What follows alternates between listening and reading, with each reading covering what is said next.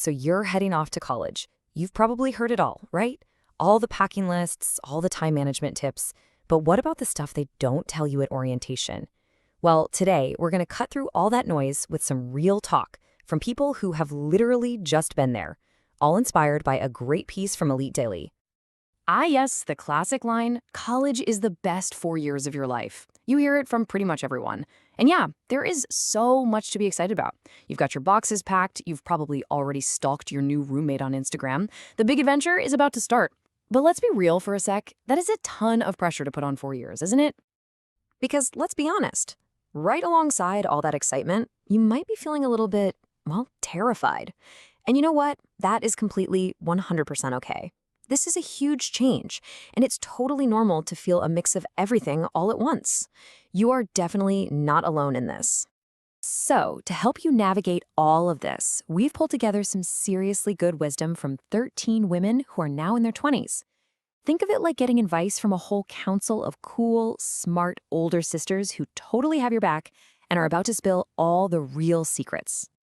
All right, first up, let's tackle the biggest thing on pretty much everyone's mind, the social scene. I mean, how do you find your people in a literal sea of new faces? Let's dive in. Oh man, these fears are so real.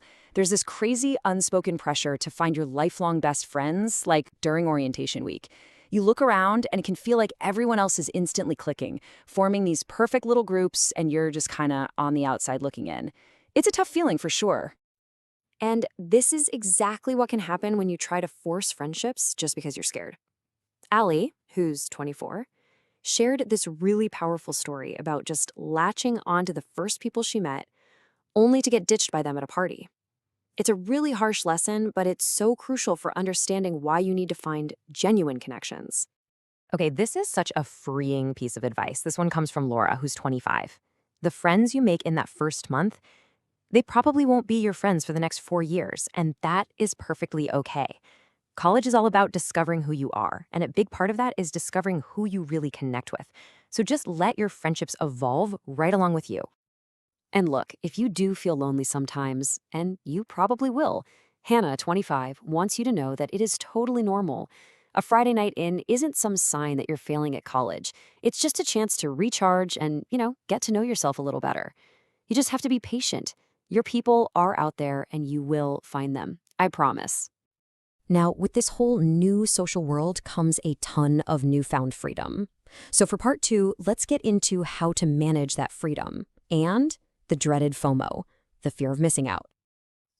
College is basically this constant tug of war you're playing with yourself. On one side, you've got this relentless pressure to say yes to everything, every single party, every club meeting, every late-night pizza run.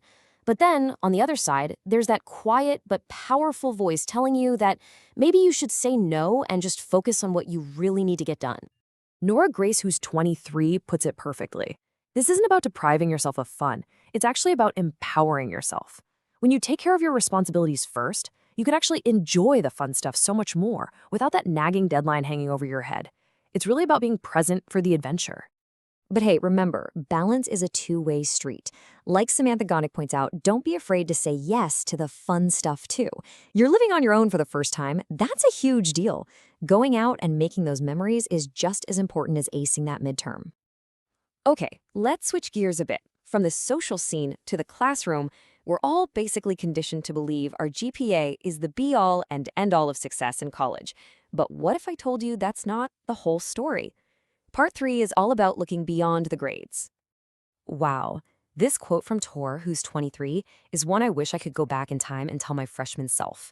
The pressure to get a perfect 4.0 can be absolutely crushing.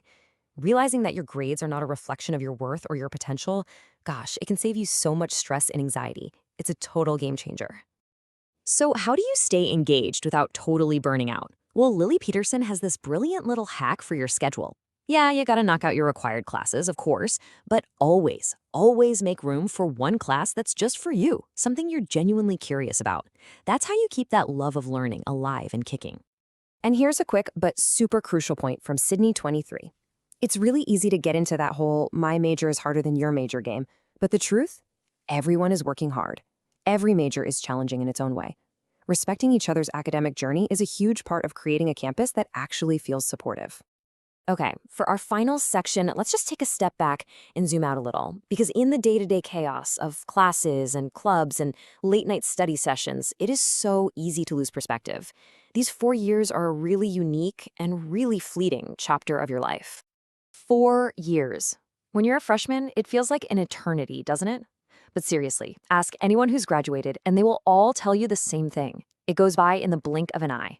So the real question is, how do you make the most of it? So what really makes these 4 years so special? Iman, 23, offers this really profound insight. It's the last time in your life you'll have this kind of structure, this kind of built-in community, before you launch into, well, forever. It's a really powerful reminder to just soak it all in. So looking ahead, what are the things you can do now that your future self is going to thank you for? Well, Marissa and Kylie highlight two huge ones. First up, learn to really take care of yourself. Your physical health, your mental health, it's all your responsibility now. And second, if you get the chance, study abroad. Just do it. It's an experience that will expand your world in ways you can't even imagine yet. So after all this advice, after all these stories, what's the bottom line? It's really simple. It's this. There is no single right way to do college. This is your adventure. It's your story to write. You get to decide what matters most. You are in the driver's seat. So just absorb all this wisdom, be patient with yourself, find your own balance, and really appreciate this unique chapter. Live these 4 years to the absolute fullest. And then ask yourself this. When you're on the other side, what's the one piece of advice you're going to pass on? Because sooner than you think, it's going to be your turn to be that wise older sister.